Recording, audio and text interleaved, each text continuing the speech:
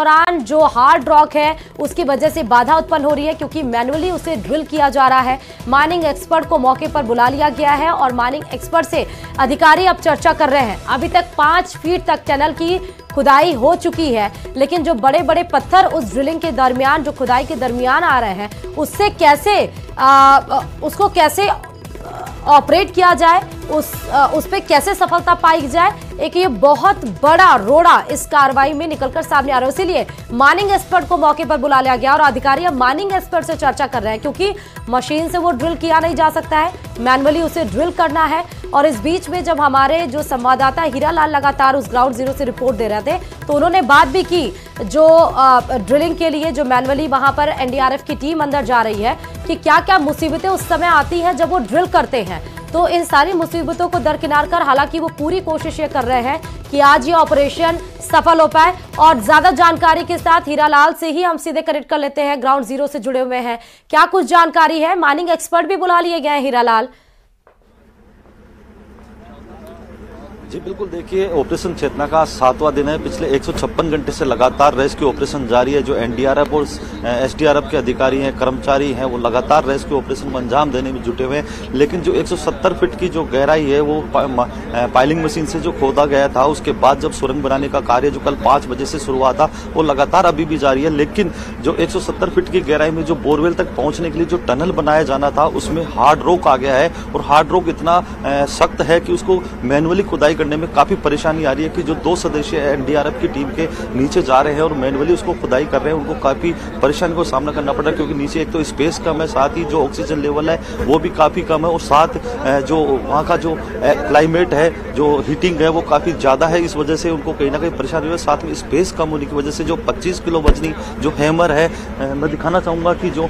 अब यहाँ पे जो एक्सपर्ट भी बुला लिया गया, माइनिंग एक्सपर्ट है, उनको बुलाया गया है। विधायक हंसराज पटेल भी यहाँ पहुंचे हैं।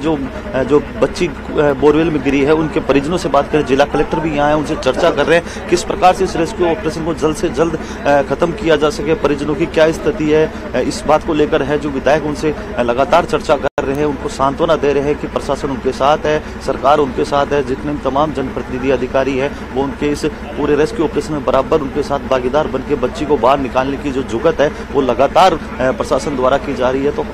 कहा जा सकता है कि जो जनप्रतिनिधि है, विधायक हंसराज पटेल लगातार जिस दिन बच्ची बोरवेल में गई थी उसके बाद लगातार यहाँ पहुंच रहे हैं, परिजनों से मुलाकात कर रहे हैं, अधिकारियों से भी मुलाकात कर रहे हैं और पल पल की अपडेट अधिकारियों से ले रहे हैं। रेस्क्यू ऑपरेशन की सफलता को लेकर जितने इंतजामात किए जाने थे वो लगातार उनके द्वारा जो प्रयास हैं वो किए जा रहे हैं। फिलहाल आप तस्वीरों में देख सकते हैं कि जो माइनिंग एक्सपर्ट है वो उनको बुलाया गया है, उनसे पूछा जा रहा है, बातचीत की जा रही है, कि राय ली जा रही है कि किस प्रकार से इस हार्ड रॉक की जो चट्टान है उसको जो तोड़ा जाए। क्योंकि फिलहाल जो कल 5 बजे से जो चट्टान को तोड़कर जो